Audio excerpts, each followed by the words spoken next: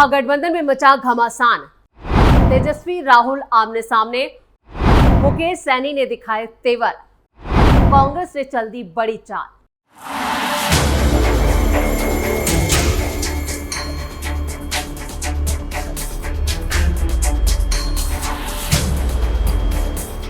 नमस्कार, आप सभी का बहुत बहुत स्वागत है। आप देख रहे हैं स्पेशल स्टोरी। मैं हूं परवीन शेख। बिहार की सियासत में दलित और अति पिछड़ा वोट बैंक को साधने को लेकर आरजेडी कांग्रेस के बीच घमासान जारी है। 1990 के दशक में 25% वोट शेयर वाली कांग्रेस 9.5% पर पहुंच गई है। राहुल गांधी दलितों, अति पिछड़ों को साधने की जीतोड़ कोशिश कर रहे हैं, लगातार सक्रिय हैं और बड़े पैमाने पर संगठनात्मक बदलाव कर चुके हैं। राहुल गांधी की इस बदलती राजनीति से महागठबंधन के अंदर डीप पॉलिटिक्स यानी दलित पॉलिटिक्स की जंग छिड़ी हुई है। बिहार में महागठबंधन के अंदर दलित और अति पिछड़े वोट बैंक को लेकर आरजेडी और कांग्रेस के बीच ही आगे बढ़ने की लड़ाई जो है वो तेज हो चुकी है। एक तरफ जहां राहुल गांधी लगातार बिहार का दौरा करके दलित और अति पिछड़े वोट बैंक को साधने की कोशिश कर रहे हैं, तो वहीं इसी गठबंधन में तेजस्वी यादव भी दलित और अति पिछड़े पर जोर आजमाइश कर रहे हैं। दरअसल बिहार की राजनीति में दलित और अति पिछड़ा वोट बैंक हमेशा से निर्णायक रहा है। करीब 9% दलित और 36% अति पिछड़ा यानी ईबीसी आबादी वाले बिहार में ये समुदाय किसी भी गठबंधन की जीत की कुंजी हो सकते हैं। इस बार महागठबंधन के भीतर ही दलित वोट बैंक को लेकर खींचतान देखने को मिल रही है। राहुल गांधी ने पिछले 5 महीनों में बिहार का 5 बार दौरा किया है। उनकी रणनीति साफ है, कांग्रेस का खोया हुआ दलित और अति पिछड़ा वोट बैंक वापस हासिल करना। इसी महीने दरभंगा के अंबेडकर छात्रावास में शिक्षा न्याय संवाद से लेकर पटना में फूले दंपत्ति पर आधारित फिल्म फूले देखने तक राहुल का हर कदम दलित समुदाय को लुभाने की दिशा में माना जा रहा है। कांग्रेस ने संगठन स्तर पर भी काफी बदलाव किए। सवर्ण नेता अखिलेश प्रसाद सिंह को हटाकर दलित नेता राजेश राम को बिहार कांग्रेस का अध्यक्ष बनाया गया और सुशील पासी को सह प्रभारी नियुक्त किया गया। इसके अलावा राहुल की जातिगत जनगणना और निजी क्षेत्र में आरक्षण की मांग ने दलित और अति पिछड़ा वर्ग में नई उम्मीद जगाई है। तेजस्वी यादव के एक्शन पर सवाल। बिहार की दलित राजनीति में तेजस्वी यादव भी पीछे नहीं है। तेजस्वी अब दलित और अति पिछड़ा वोटरों को अपने पाले में लाने की कोशिश में जुटे हैं। तेजस्वी यादव अति पिछड़ा समाज और दलितों को लुभाने के लिए पटना में कई कार्यक्रमों का भी आयोजन कर चुके हैं। महागठबंधन के भीतर राहुल और तेजस्वी की यह रणनीति गठबंधन की एकता पर सवाल खड़े कर रही है। राजनीतिक विश्लेषकों का भी मानना है कि राहुल गांधी की लगातार बिहार यात्राएं और दलित अति पिछड़ा फोकस न सिर्फ कांग्रेस को मजबूत करने की कोशिश है, बल्कि सीट बंटवारे में ज्यादा हिस्सेदारी हासिल करने का दबाव भी माना जा रहा है। यानी ये एक सोची समझी रणनीति के तहत कांग्रेस बिहार में एक के बाद एक अपनी चालें चल रही है। दूसरी तरफ तेजस्वी यादव के लिए ये स्थिति चुनौतीपूर्ण है, क्योंकि आरजेडी का दलित वोट बैंक में पहले से ही प्रभाव है और कांग्रेस की आक्रामक रणनीति उनके इस आधार को कमजोर कर सकती है। पिछले कुछ दौरे में राहुल ने ना तो लालू प्रसाद यादव से मुलाकात की और ना ही तेजस्वी यादव से मुलाकात की। इससे महागठबंधन में तनाव की अटकलें और तेज हो गई हैं। जेडीयू के एमएलसी नीरज कुमार ने तो यहां तक दावा कर दिया कि राहुल और तेजस्वी के बीच खाई काफी बढ़ चुकी है और इंडी गठबंधन जल्द टुकड़ों टुकड़ों में बढ़ सकता है। हालांकि तेजस्वी ने दिल्ली में मल्लिकार्जुन खड़गे और राहुल गांधी से मुलाकात के बाद कहा था कि महागठबंधन की सरकार बनेगी और सीएम फेस की चिंता ना करें। दूसरी तरफ एनडीए इस आंतरिक कलह का फायदा उठाने की पूरी कोशिश में है। बीजेपी और जेडीयू की जोड़ी नीतीश कुमार के नेतृत्व में विकास, धर्म और राष्ट्रवाद के एजेंडे पर जोर दे रही है। चिराग पासवान की लोक जनशक्ति पार्टी रामविलास भी एनडीए में शामिल होने से दलित वोट बैंक में उनकी पकड़ और मजबूत हुई है। खासकर पासवान समुदाय जो 5.31% आबादी है। नीतीश कुमार की महादलित रणनीति ने भी दलित वोटों को पहले ही अपने पक्ष में कर लिया है। बीजेपी ने हर विधानसभा सीट पर सर्वे शुरू कर दिया और सीट बंटवारे की रणनीति को अब अंतिम रूप देने में जुटी है।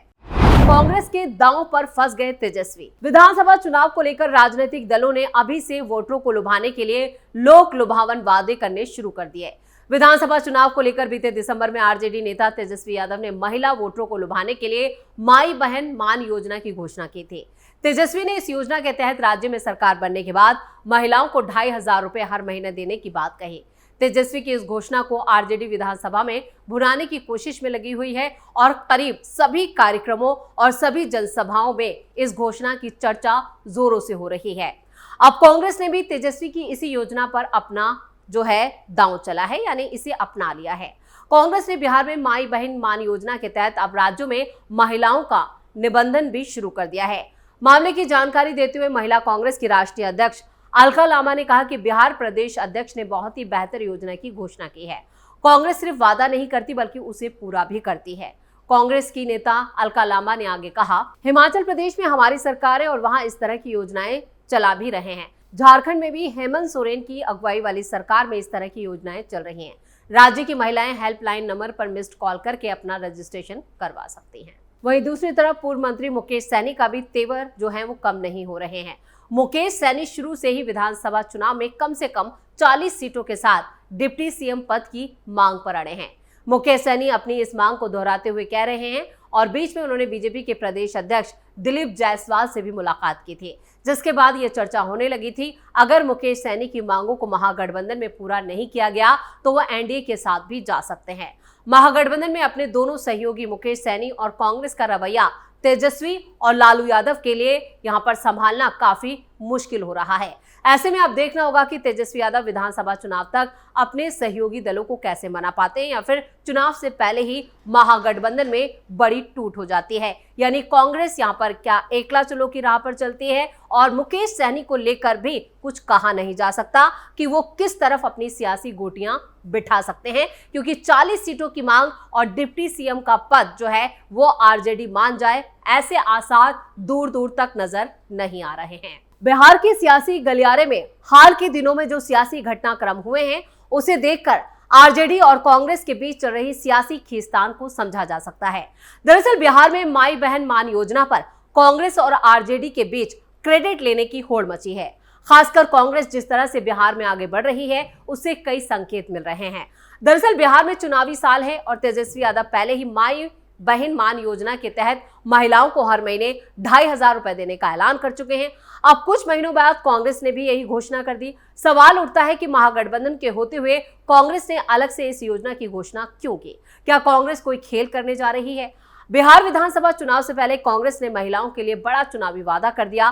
कांग्रेस नेताओं ने पहली गारंटी का ऐलान करते हुए कहा, अगर बिहार में उनकी सरकार बनती है तो माई बहन मान योजना के तहत महिलाओं को हर महीने 2,500 रुपए मिलेंगे। महिला कांग्रेस अध्यक्ष अलका लांबा ने भी इस घोषणा पर खुशी और गर्व जताया, जिसमें महिलाओं को हर महीने 2,500 रुपए देने का वादा किया गया।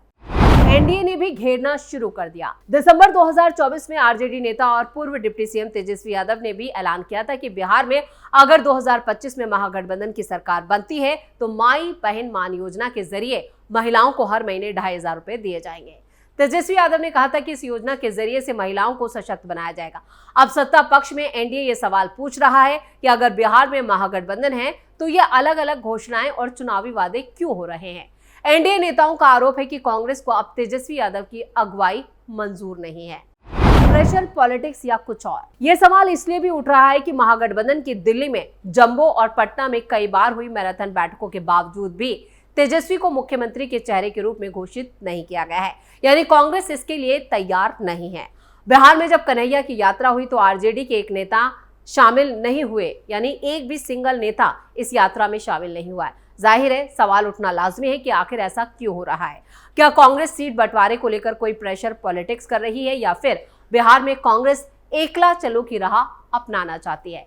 यानी मुकेश सैनी भी नाराज, कांग्रेस भी नाराज। तेजस्वी यादव के लिए लगातार इन चुनावों में चुनौतियां बढ़ती हुई नजर आ रही हैं। ना ही घोषणा जो की जा रही है तीनों पार्टियों की तरफ से वो एक जैसी हैं, अलग अलग घोषणाएं हो रही हैं, अलग अलग कार्यक्रम हो रहे हैं और सभी नेता अपने अपने कार्यक्रमों में जोर से यहाँ पर अपनी नीतियों, अपने वादों, अपने घोषणा पत्र और अपनी योजनाओं का बखान कर रहे हैं, लेकिन कोई भी महागठबंधन की रैली यानी एक साथ नजर नहीं आ रहे।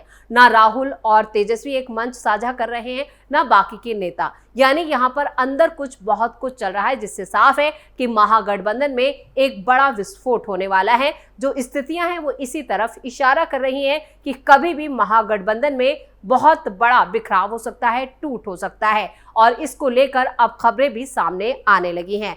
अगर राहुल गांधी या तेजस्वी की तरफ से कोई बयान इसको लेकर नहीं आता है तो ये यही समझा जाएगा कि महागठबंधन में घमासान तेज है और जल्द ही दोनों पार्टियां कोई बड़ा ऐलान कर सकती हैं। स्पेशल स्टोरी में इतना ही। वीडियो कैसा लगा कमेंट करके अपनी राय जरूर दें। वीडियो को लाइक करें, शेयर करें और कैपिटल टीवी को सब्सक्राइब जरूर करें। धन्यवाद।